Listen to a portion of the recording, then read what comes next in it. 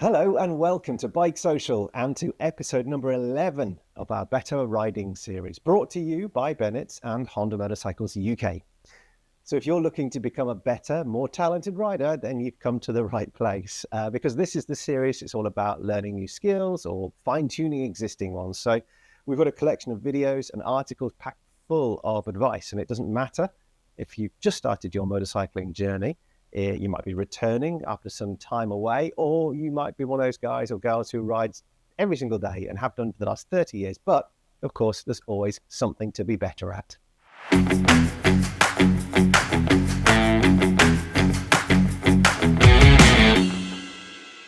And to do so, we've teamed up with professional motorbike coach Mark McVeigh, an experienced rider coach, ex-MotoGP engineer. He's a riding academy owner for over 20 years and the inventor of MotoDNA rider training tech. Mark's taught, get this, more than 10,000 riders to be smarter, to be safer, and to be more confident. So, without further ado, let's introduce him. Here he is, all the way from the west coast of Australia. No, the east coast of Australia, in fact, by the power of the internet. G'day, Mark. How are you? Hey, Michael. I'm very well, thank you. How's things? Yeah, good, thank you. I nearly put you in the wrong place, didn't I, there? East coast. Yeah, that's like maybe 5,000 kilometers difference. Mr. McVeigh, what are we talking about today? Yeah, today it's all about straight line hazard avoidance and how to practice for the real world. Fantastic. All right. Well, let's crack on, shall we? Tell me more about the problem and how or what are we trying to solve? Okay, cool. Well, let's start with a story. So we're going back in time 40 years when I was 17 on my 250 LC. And riding down just a urban road, and I remember seeing an older guy at the side of the road, kind of scanning, and the next minute he was in front of the road, right in front of me, and I swerved and braked and did everything, and basically rubbed shoulders with this guy. That's how close it was, and it was a young person's quick reactions and a bit of luck that kind of saved the day. But, I've been riding on the road for 40 years now, and, suddenly there's an oncoming car on your side of the road, or a dog runs out in front of you, or, like this car pulls out from a junction. This stuff is happening to riders every day. Luckily, that guy, he hobbled away. So just to be clear on that one, yep, and we'll come back and analyze that video in a bit more detail, Okay, all right. Interesting. I'm looking forward to that bit, especially then, because sometimes these hard-hitting videos, they do teach us a thing or two, don't they? Or at least, it locks it in there. Yeah, exactly. Have you ever practiced an avoidance maneuver? So, really, your kind of survival on a bike depends how prepared you are. Are you ready? And, about this drill, Michael. It's our straight line avoidance drill, and how tight is that to get around? Yeah, it really is, especially for the first time you've done it, and you think, because you as doing a drill, you know what's coming, but even on that drill, I remember it being particularly tight. So you're saying to me, do a certain speed, and I'm thinking, really, crikey, does a bike going to do this? And then you do it once, and you get familiar with what the bike can do, and obviously, each time you practice, each time you go around and do it again, you get more and more confident in your reactions, but also faith in what the bike can do. Exactly, and that's the key thing. If you have to do it for the first time in the real world, the outcome's not going to be that great. When you get a surprise on the road, you'll drop to your level, the level of your training, essentially. Mark, I'm sure you have some kind of almost like a bullet point routine or a system. Well, I hope you do. Otherwise, this question is a bit null and void. Yeah, exactly. So, motorbikecoach.com, we've got a riding system. And essentially, it's based around 3 pillars, of skill, craft, and mind. So what we'll do is we'll kind of pick parts of the system relevant to this problem. So if we talk about, the first pillar, skill, that's kind of defined as the ability to control your motorcycle. And a big part of, avoidance is the countersteering. So if we have a quick squiz at, the countersteering, you can see, and I'll run this through again because it's quite fast. Push right goes right, push left goes left. And that's essentially what we're trying to do. Now we did have more deeper dive on counter steering in a previous episode. So when riders do that avoidance drill for the first time, they don't actually swerve, anywhere near enough. So that's the kind of key thing is to get that practice going, and push left to go left, push right to go right. How I know we talked about it in that previous episode, and I'll put the link in the corner. But just for reference, right here, how hard do you push? I mean, we talked, I think, about it being a sort of a natural thing, didn't we? Yeah, well, that's a good point. And motorcycles, they kind of really just want to go on a straight line. So the force you can use is quite high, and we've got some really super interesting data here to have a bit of a look through. And I'll just kind of explain what we're looking at. So we've got 4 riders, and each rider, we've got their name and basically their skill score. This is taken from our data system. So Don's a 10 out of 100. So he's essentially, a learner, that kind of level. And then Taka's kind of more sort of intermediate, 40 out of 100 for his machine control ability. And then the guys sort of Mark here at 80 and Tom at 90. Tom's actually international racer. So, he's got very high ability. And then you can kind of see some patterns here. So, this is kind of like a triangular shape for Don. And we've got in the vertical column here, this is the actual steering torque. So this is the force that you push left and right on your handlebar. And then it's graphed against speed. So you can see here as the speed goes up, the force is tapering off with Dawn, and we find that with all control inputs on bikes for inexperienced riders, they're a little bit tentative with throttle, brake, and steering. And obviously, if you're counter steering and you've got a hazard, you really want to get this on point. And if we go to Taka, then you can kind of see the similar sort of pattern. It's a bit flatter, so at speed he's pushing a little bit harder, but a similar kind of pattern. And then as the ability goes up, the skill level goes up, it kind of flattens out. The riders are pushing the high force through the handlebars at the high speeds as well. So it's really important, for riders just to be practicing, and you'll surprise yourself how hard you can kind of push on the handlebar, as you find out when you were doing those drills, Michael. And then the next skill really is braking, right? You're swerving and you're braking. So, can you do this on your bike? That's kind of what you got to ask yourself. And, with counter steering, many riders, they're very wary of the front brake, and, they can't match the power, the 1G stopping power of their bike. So you just don't want to be finding out, on the road in the real world. And then the last sort of part of the skill, I mean, there's lots of things we can talk about, but, we've kind of only got 20 minutes. So, but the last thing to think about is really kind of covering the brake, and you'll really see this when we analyze that crash video later. It's super important time saver. And if you're worried, go to the brake. Yeah, and we mentioned it, didn't we, last time, and we'll probably do so again when we analyze that video later. But I love that statistic. I don't love it means, but in terms of an important number to remember, that at 60 miles per hour, you're covering 30 meters per second. So if we're looking at a 2-second, of reaction time from seeing the hazard to getting on the brakes, the actual action, that's I think I measured 60 meters as sort of half the length of a football pitch, which is incredible. Anyway, Mark, we'll come back to that bit. So that skill of those three pillars, that skill. What about craft? That's the next one, isn't it? Yeah, exactly. So second pillar's craft, and part of the craft, and this you could kind of call this as part of skill as well, but it's the vision. So, if you're looking at the kind of far ahead, that's a key thing. On the rural, it's the vanishing point or the limit point. But on the urban, it's trying to spot those hazards like that car that was pulling out. And, suspecting that rider didn't spot that car until it was too late because he wasn't looking far enough ahead. And then the other part of the vision is really understanding target fixation.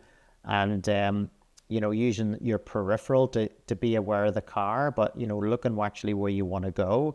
And it's very easy to talk about target fixation, but unless you've practiced until it's intuitive, you're very high risk. So vision's it's massive. We do a lot of work on vision drills. And then also part of the craft part is kind of riding defensively, at appropriate speed to be able to stop in the distance that you can see. That's a big one. And then, the safety bubble, we all know, use that safety bubble to adjust your speed and your position, in relation to hazard. It's all interesting stuff. I kind of skipped ahead a little bit before, but I'm keen to get your sort of official line or expertise about reaction times, that perception to sort of action. Yeah, that's right. We discussed it before, and it's an important thing to consider. That perception time, as the interval between when you perceive there's a problem and the time it takes to respond to it, and then that on top of that, then you've got the reaction time, and that's the amount of time it takes you from when you perceive there's a problem to actually do something about it. So those perception and reaction times vary a lot. It depends on your age and skill and situational awareness and all that type of stuff. But the rider safety kind of research, they give us a second for each. So perception 1 second, reaction 1 second. So like you said before, at 60 miles an hour, it's nearly 30 meters in 1 second. So that's 60 meters all up before you've actually stopped slowing down, for the average person. It's a long, long way, isn't it?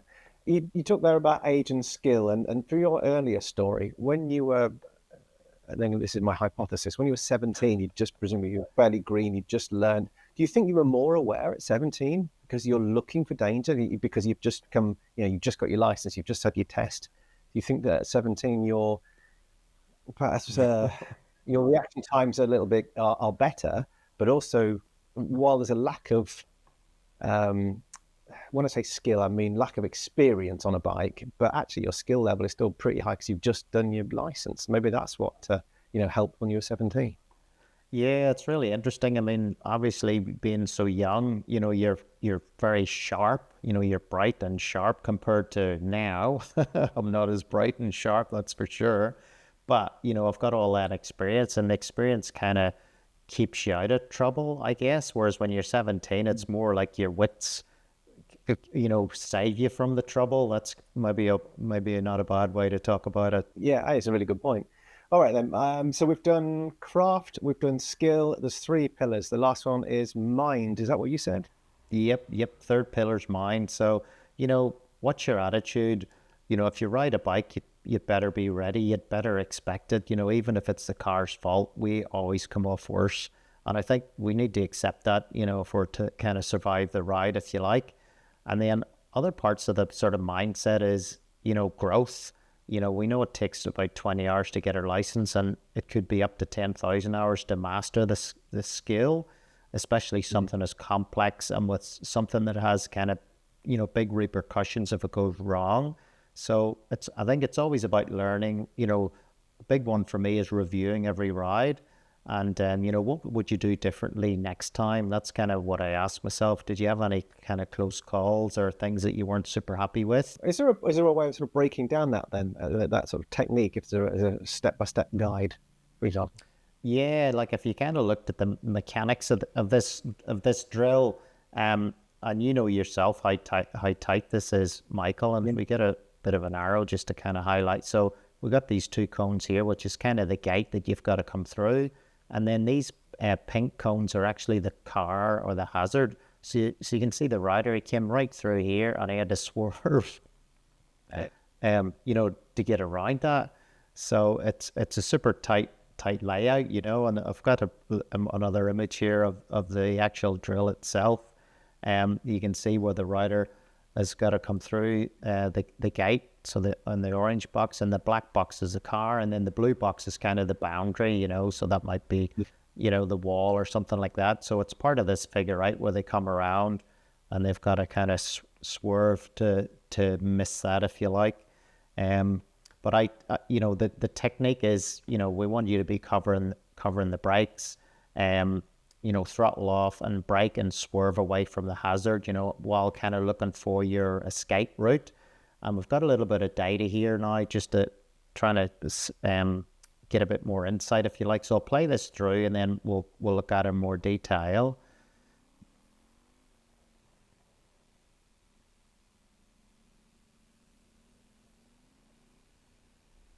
Oh yeah, it's interesting seeing the diagram at the bottom, the dot.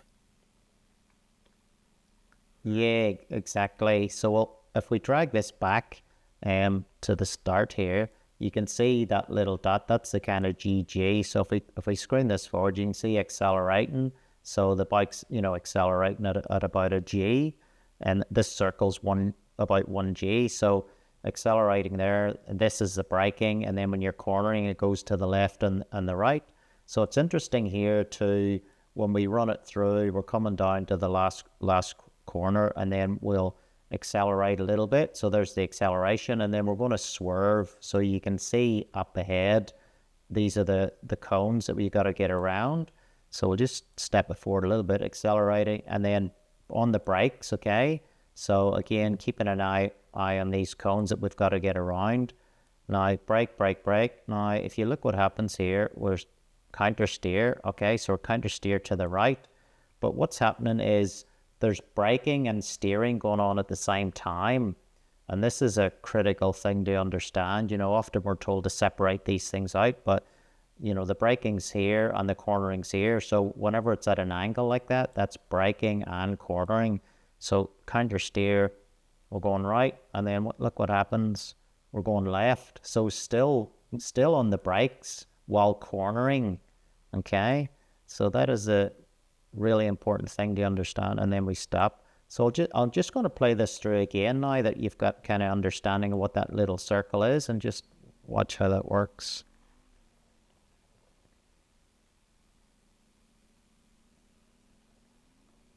What sort of speeds are you doing here, Mark?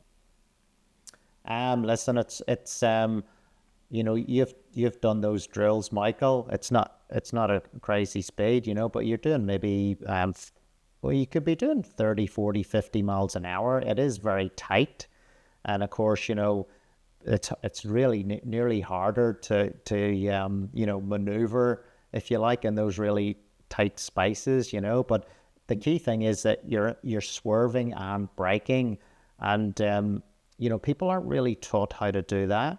And I think that rider, unfortunately, that had the crash, he didn't have ABS, but the bikes now, they've got cornering ABS where you can brake and swerve at the same time. So it's just something to think about. And of course, you just need to practice, right? Practice, yeah. And you'll be able to do that. Interesting, especially if you're braking and cornering from one side to the other in that transition while still braking. That's another interesting one to practice too. So you mentioned that crash there. Should we? You talked about earlier on how we can perhaps look at that in a bit more detail. Is now the time? Yes, let's do that. So we'll just run it through, and then we'll roll it back and dissect it a little bit. So let's have a look at that.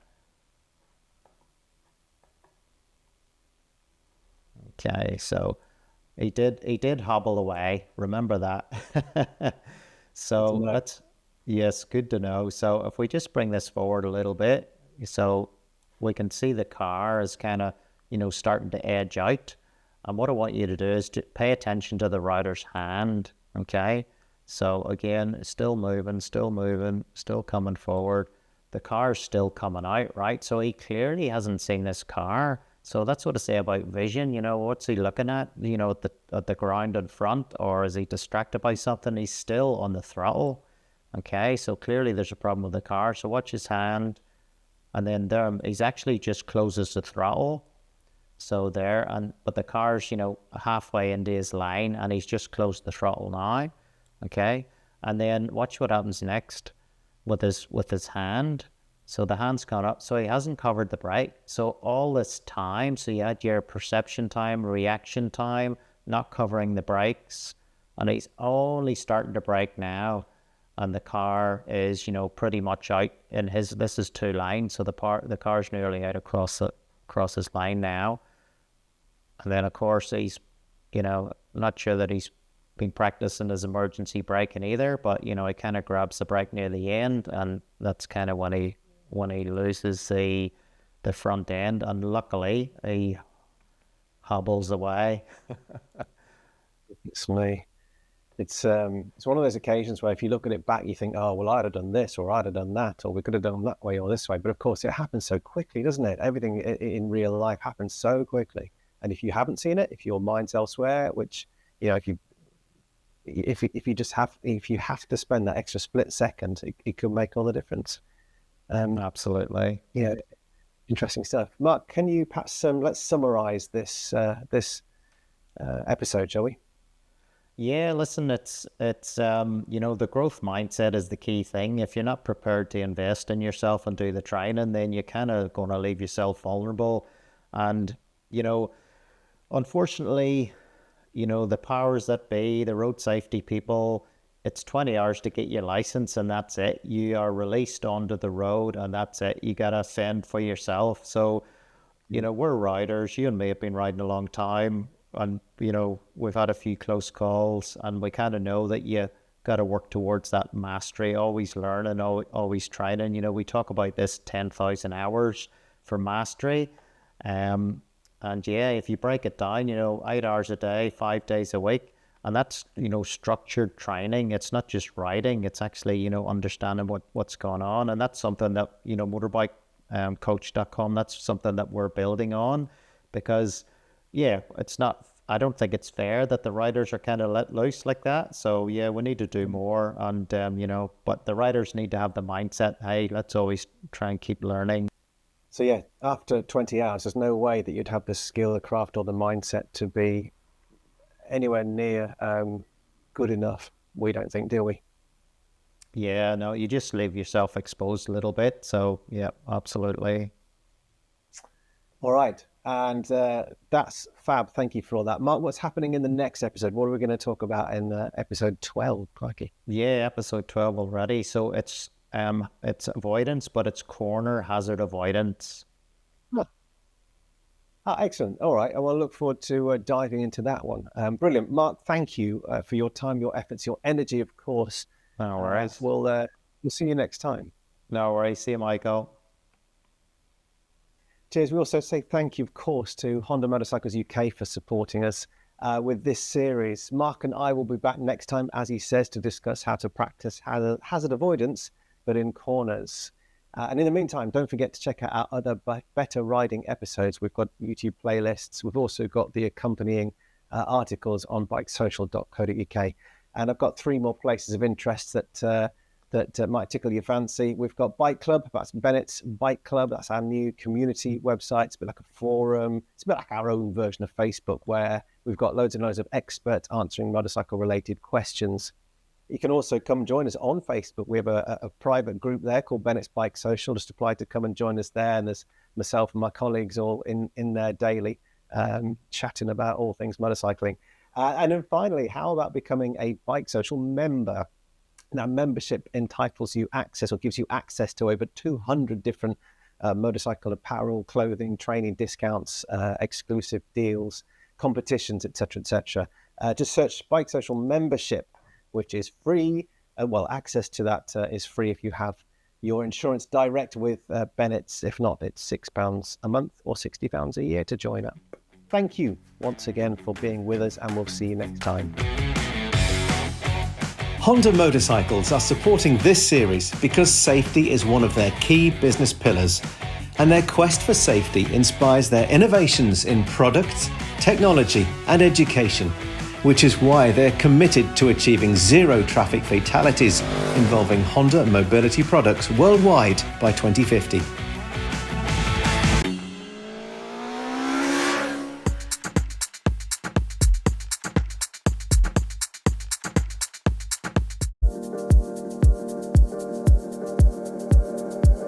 Bye.